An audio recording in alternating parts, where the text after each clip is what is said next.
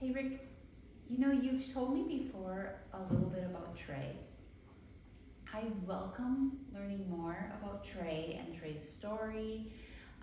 Maybe we could start from what was he like as a baby? Tell me about Trey. Fun, easy, playful, kind of an Fun, very fun. In the lineup of your kids, what order? Number two. So Allie, my oldest, then Trey, then Timmy, who lives in the area, and Awesome. Whitney is the number four. Awesome. And one lives in Minnesota, only one lives in Minnesota? Yeah, they live in Chanhassen. Okay. So Allie is in Vermont, Yeah, I was going to say. and Whitney is in Manitowoc, Wisconsin, with a husband and a baby. Yay. My son has two kids. He and his wife, two kids, 15 and 8-year-old girls. Love it. They're fun. Love it. And you have some close, so that's great. It's very important to be close to family, and the granddaughters are great. Yeah. So what was Trey like as a teenager? Well, again, he was an imp. He just lived on the edge. Okay. But he loved tennis at school Awesome. and also summer tournaments. So he and mom drove around all over the country in the summertime Over the country? Wow. for training, for tournaments, yeah.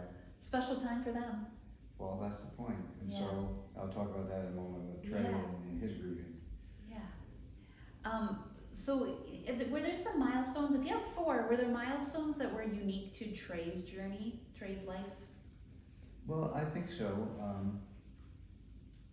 Part of the challenge for him, and I'll get into it a little later, he just didn't think he was that good, and he was. He almost won as a senior state boys tennis. Super. Yeah. Then he went to engineering school, Okay. graduated summa cum laude. Woohoo. So he was an engineer, and when we talk about later on, I'll bring that back. So yeah, he had some wonderful milestones. Yeah. Well, I'm learning from you, so thank you. Thank you. You've told me before about his mental health journey. Can you share a little more? Because not everyone who's going to hang out with us knows this story, so I'd love for you to share. I will do that because, I look back on all the wonderful memories that we had, ski trips and fly fishing, and we had a great companionship. No, he had struggled for 15 years Okay. with some alcohol and then a little depression. It really, maybe when he was in his 20s, 25, he had addiction, depression, anxiety, was a perfectionist, very bright, and a loner, and didn't think he was good at anything. Sure.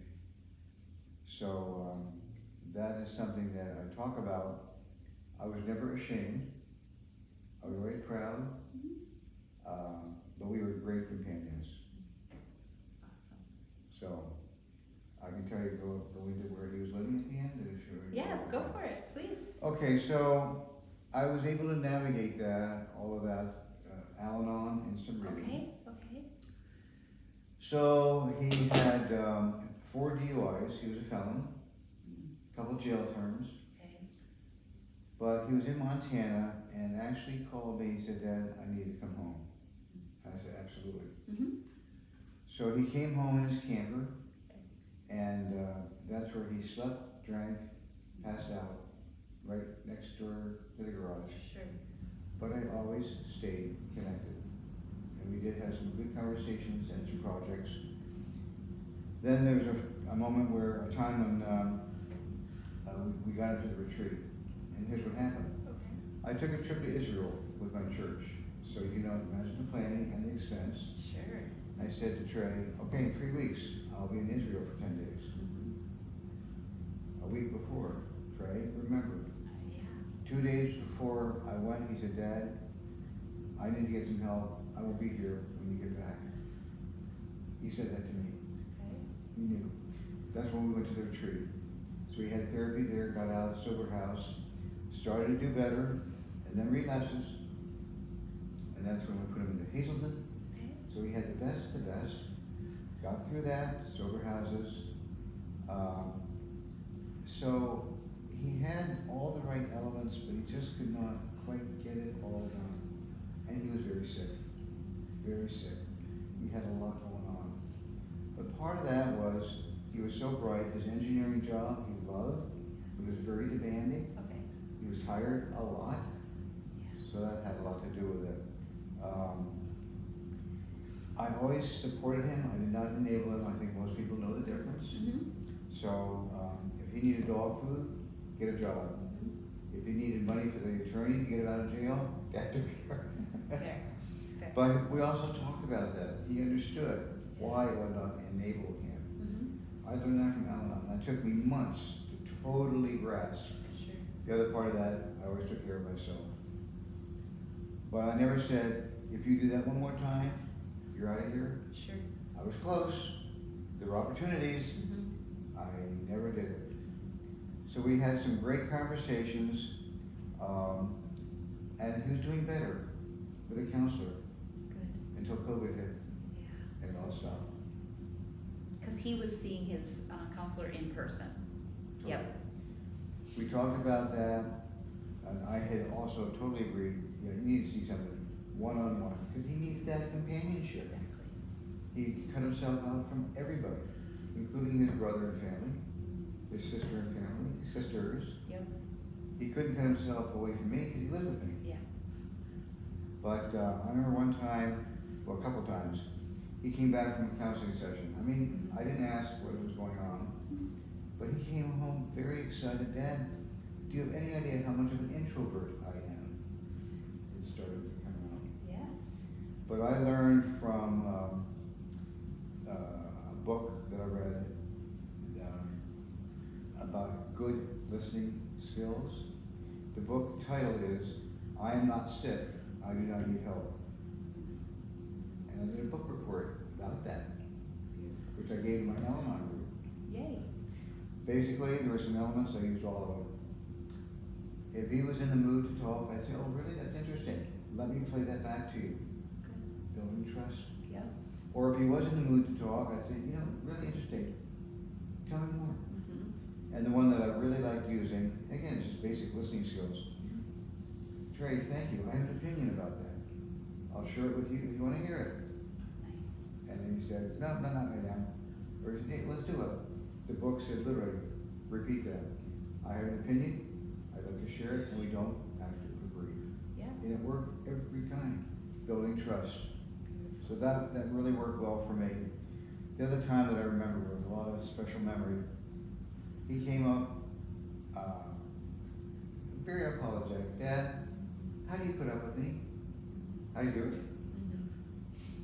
Mm-hmm. I said, Trey, you're my son. Yeah. I'll never abandon you. I share that. Mm-hmm. It works. Mm-hmm. It's true. Mm-hmm. So I did the best I could.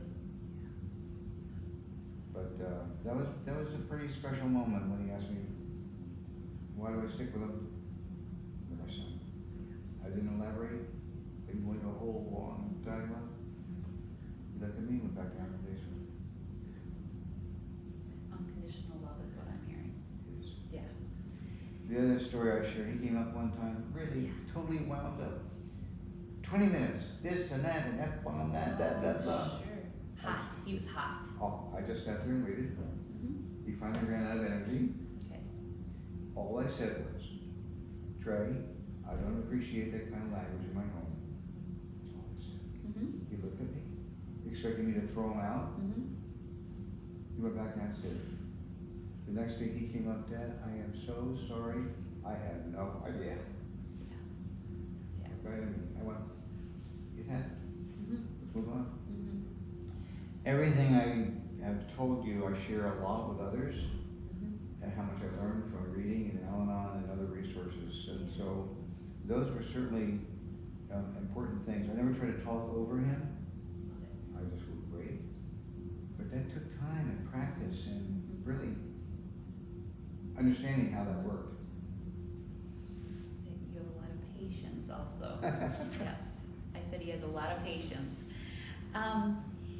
So we're talking about Trey in the past tense. Would you like to share more of Trey's story? Sure.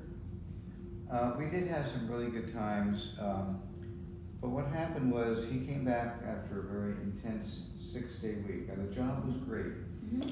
I think though it was a little bit, pretty demanding. Okay. And he said, boy, on Saturday, I came home, or he said he came home very tired, and he went in and went to bed. And I didn't check on him, Well, the next morning I had to go down to the basement, it was my basement. Mm-hmm. I looked over and he was gone. Mm-hmm. So, I tried to wake him up, and basically he died in his sleep, not self-inflicted, but he was just exhausted. I think, as I say it, not technically, not medically, I think the body just said, hey, we're done, we've had enough. And he had a lot of prescription medicines, they were all prescribed, but maybe more than he should have had or needed, who knows? Right, right. So there were a lot of elements to all that, but I looked at it this way: he died in my home in Dad's home. So, what was very comforting when I look back, a good 5 months or so before the end, he reconciled with his brother. He saw the cousins. He reconciled with this. Yeah. Finally. Yeah. And he didn't understand why people cut him off. But he would do things like it. He wouldn't get drinking, but he'd pass out or be tired and not himself. Mm-hmm. And they didn't want to see him that way. Sure. But the end was good. Yeah. So that's why I share this story. Yeah. Because there are things that can be done. Mm-hmm. Mm-hmm. But he was just so close to getting it all figured out. Just want to recap. Is there any other things that you want to share with me about remembering Trey? Absolutely. Please. He gave so much to everybody. Sometimes buddies that were not as successful, like in high school. Okay. He, would befriend the least popular and support. That was Trey. He would do things and not think he was good enough. He built a stage at our church for the kids. Cool. They went, well, that's nice. They loved him. Well, sure. Yeah. But I look back, I have a lot of memories. He wanted to live. He told me that. But he had to do it. Right. Yeah, that's the point. It's hard. He had to do it himself. And that's what they say. Otherwise, they're in and out, in and out. Yeah. And again, I look back, for me, relapses were absolutely so frustrating. He would be doing better, and then boom, that relapse. And he would know it. Sure. But again, I did all I could. So, being your role with Mental Health Connect, any words of wisdom, any nuggets that you're like, you can share to encourage other parents, I would love to. please. That's part of the story. So, at the time, we had our church started a mental health ministry. Yeah. I couldn't join at the time. I was dealing with Trey. And yet they brought in a speaker who had a great talk. And that's when I went up to the speaker to say, that was very interesting, but what we have at home, he doesn't think he's sick. And that's when she gave me the book. Awesome. Which I read. Yeah. So then, after he passed, I went back to the chair and said, I'd like to help you now. So, long story funny, a few months later he resigned. He had other personal things going on. They were looking for a new chair. And I went, not now. Yeah. And so the chair said, well, we have to get through the summer, VBS, the fall, even Christmas. And I said, well, don't tell anybody, but when January I got the call, would you do it? Sure. But then I was ready. I have a great team, and our ministry, mental health and substance use, is both, because I had both downstairs. Yeah. We have 6 members. It's all about awareness, education, the symposiums that we have done. You've been to a bunch of them. Yep. My Ascension was one of them.